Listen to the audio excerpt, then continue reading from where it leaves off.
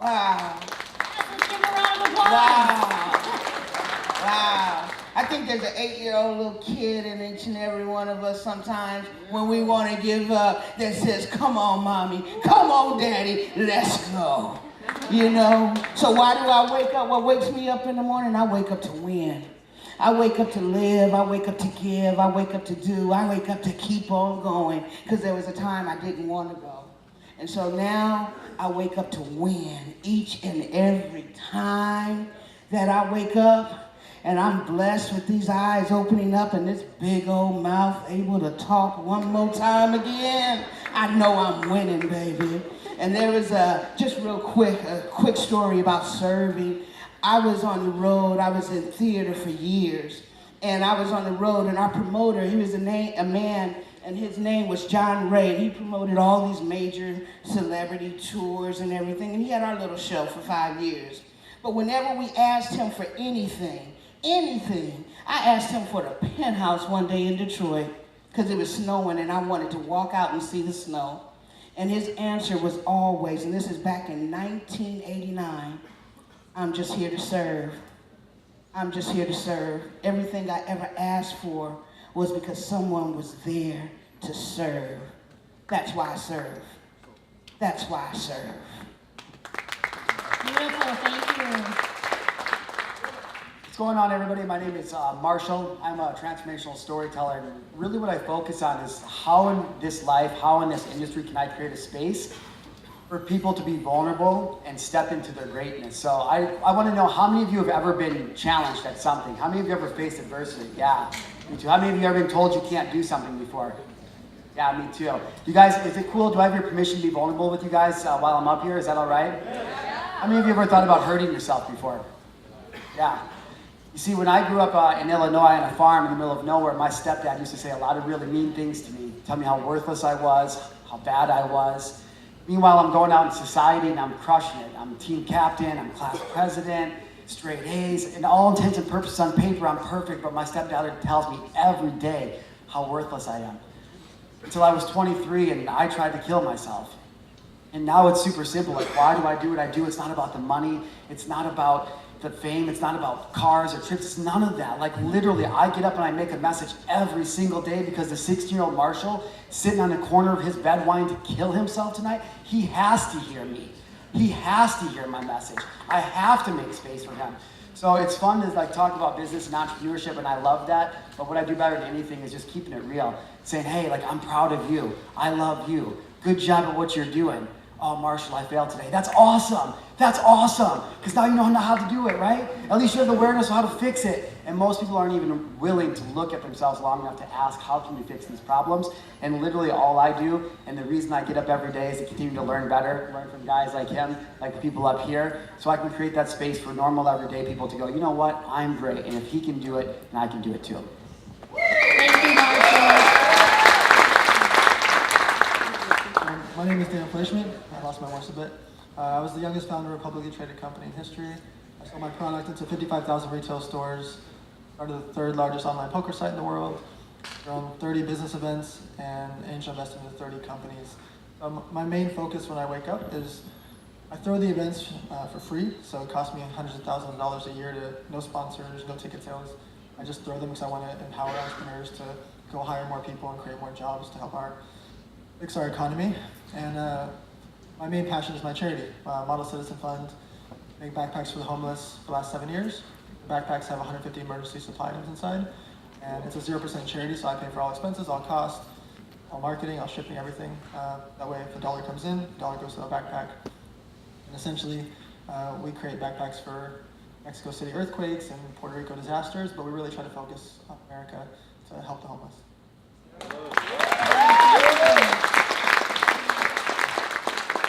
Beautiful. All right, Tanya, this next question's for you. What daily habits have you incorporated into your schedule to help you be more productive and stay motivated? You mean besides breathing? Yes, besides breathing. Thank Sometimes, baby, that's a challenge. As we all know. I'm sorry, I gotta be real. Sometimes it's just hard to breathe. You know, as far as daily habits, first thing I do, it's probably the same thing I do last, is I just say thank you. I say thank you. And I try to maintain that thank you throughout the day. It's called gratitude. Because if I could just keep saying thank you, I live in a real small town, and this is a true story, and I used to get out a lot more. I live in a military town, and they call me the thank you lady, because if you had anything that looks like a crew cut, I'm going to say thank you. Because I'm just taking a chance that you might have served this great country that I'm free to live in. I'm going to say thank you. If I get a phone call from someone that wants a piece of a graphic, I'm going to say thank you. And I'm going to continue to say thank you. And you know what happens when you say thank you? I got to get real with this. Because you might not remember what happens when you say thank you. It's common courtesy. It's almost like a natural response that the person you say thank you to says what? You're welcome. You're what? You're welcome. That means I'm welcome to do whatever it is I want to do in life.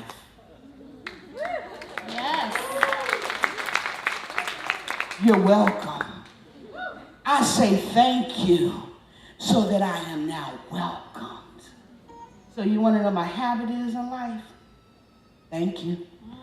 That's beautiful. So having an attitude of gratitude, I like that. All right, Bryce, I want to ask you, who is your biggest inspiration? That's a tough one. My biggest inspiration it's been my son. I mentioned it earlier, and just the opportunity to see him serve others. You know, these kids in our lives. You know, we've got the elementary entrepreneur down here. We've got the group of kids that was here earlier. Caleb Maddox is here, going to be speaking in a little bit, I'm sure. These kids inspire me because I want to show up and be the person that I wish that I had. You know, can I get vulnerable with you guys for just a moment? Yes.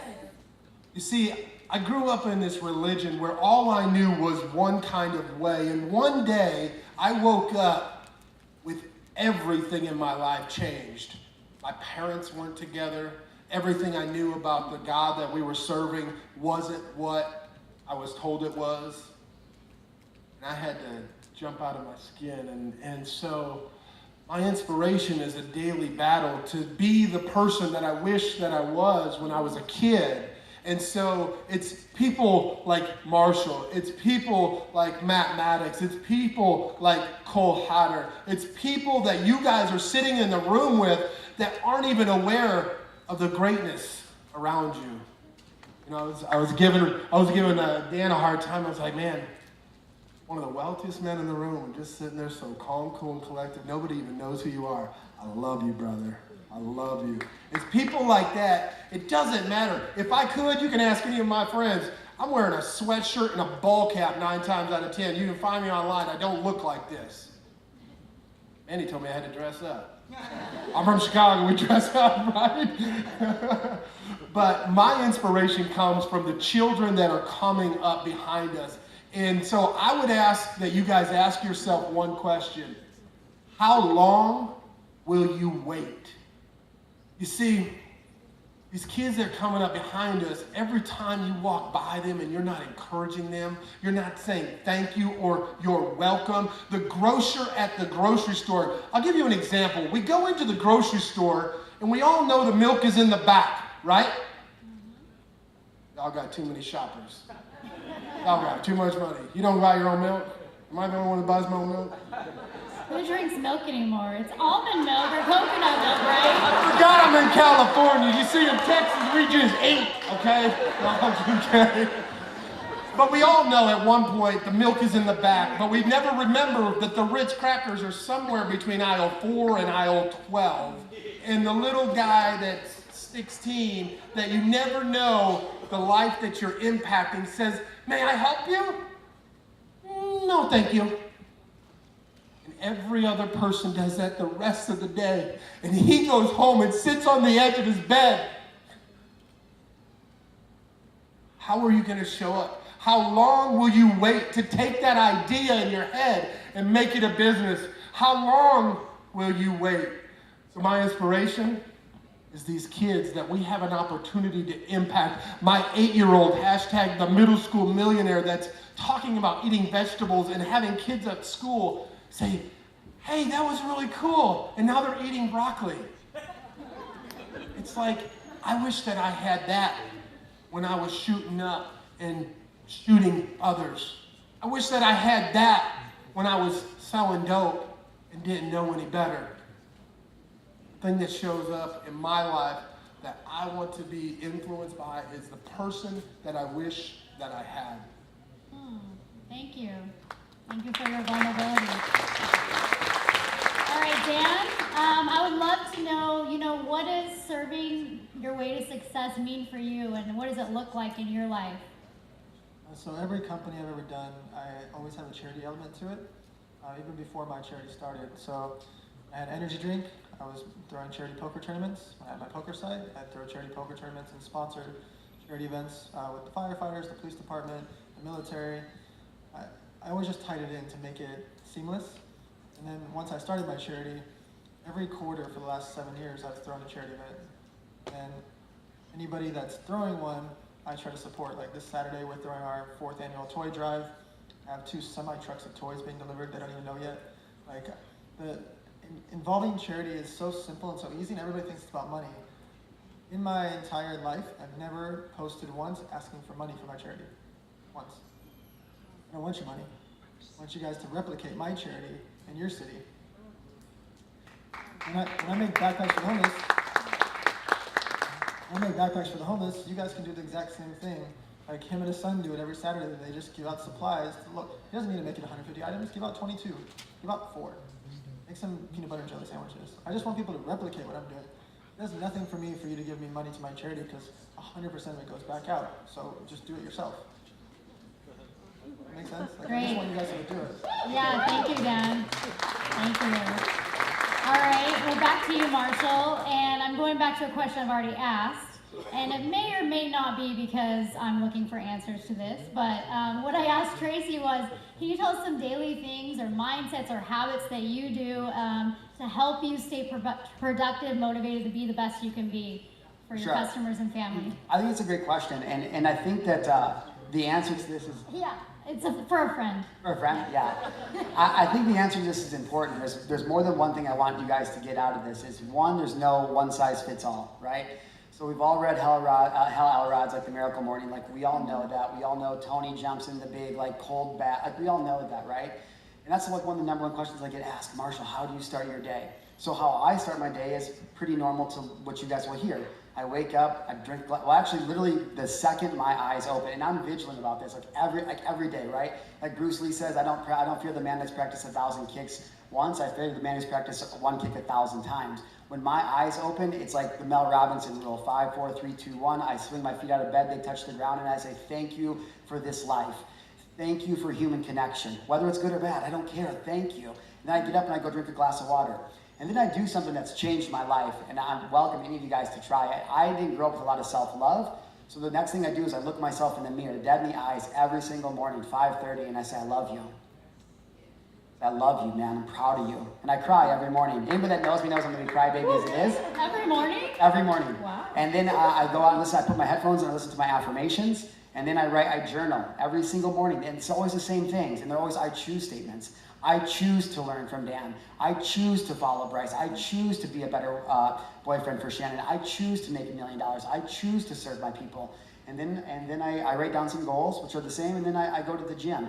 Now, the reason I started with, that doesn't necessarily mean for you, like you can look at one of like my number one mentors, for example, Cole Hatter. He was just up here earlier, right? Multi-millionaire. He's the wealthiest man I know in every part of area of his life, right? And if you ask him what he does every morning when he gets up, he'll say the clock goes off maybe like 8:30. Like he hangs out in bed for an hour, the kids come and jump in bed. Like that's how they start every day. He doesn't meditate, he's not like he'll openly tell you this, right? So the only thing I'm saying is this is my morning routine. I've instituted it about 16 months ago and it works. It's my rock.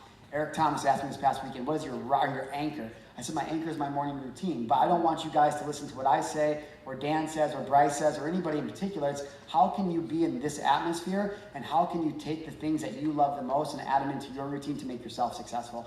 Because if you're just trying to follow what I do, it might not work. And then what happens? Oh, I was right.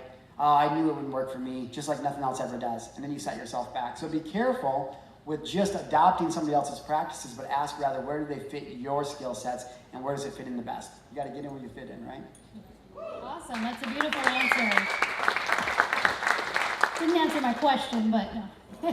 All right, I want to ask you all, what are you most inspired about and looking forward to creating in 2019? So, Tanya?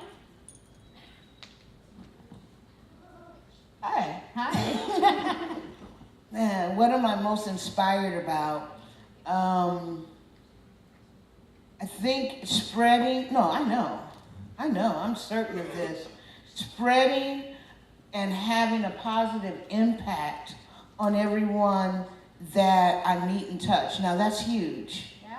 That's huge, because that means that somehow, some way, I'm gonna find what I don't want to go into a lot of training, but find my avatar in every person that I meet. I want to find that piece of somebody that I connect with and have a positive impact. And just to share, just for like 15 seconds, just to share this, is that a lot of people ask why does she always wear that hat to the back, and why is the hat? And it's because for years and years and years, and this is going to play on that, for years and years and years, I wore a cap, and I wore it to the front. And when I wore it to the front, you couldn't see my eyes, and I couldn't see you. I hid. Low self-esteem, no impact. I was invisible. I hid. And now I'm giving.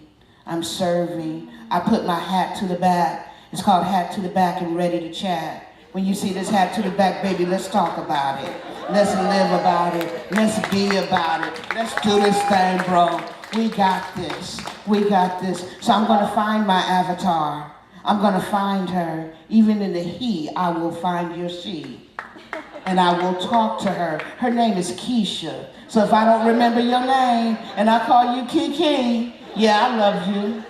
Yeah, that's right. Because I will find you. I will connect with you. I will love on you, and I will have a positive impact with you. And if I fail to do so, let me know, because I'm coming back again. That's 2019 for me. Beautiful. I love that you said that.